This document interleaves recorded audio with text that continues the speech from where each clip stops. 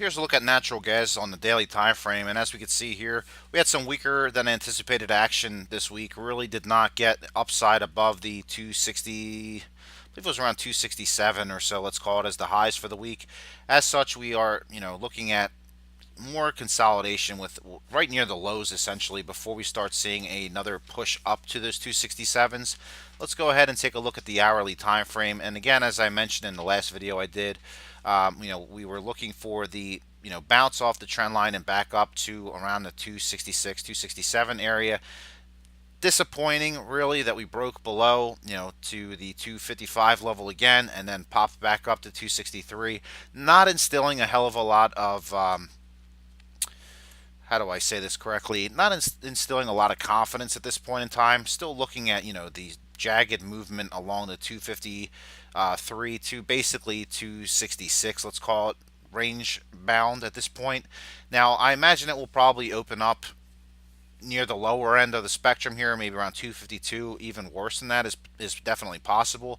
But overall, this week I'm expecting probably more of the same early, and then maybe finally we start to see a little bit of a bounce back up to like 27, 275 area, but not seeing too much strength beyond that. So if you look at the daily time frame again, and zooming in, you can see that we really have, first off, we have my moving average right up here that's going to run into the 266 area, also put more pressure on the prices of natural gas. So that's why I'm more convinced that we'll spend some more time basically between 253 as well as the 266, 267 at the high side.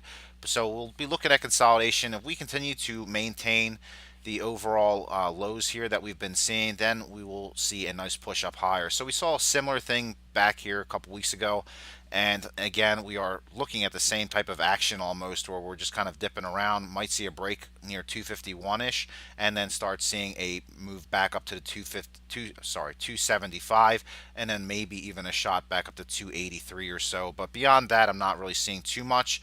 If the lows continue to hold here, then we should see a little bit of a bounce, test that 267. If that breaks, then again we'll be looking for another push up to 276 and then onwards up to 282, 283.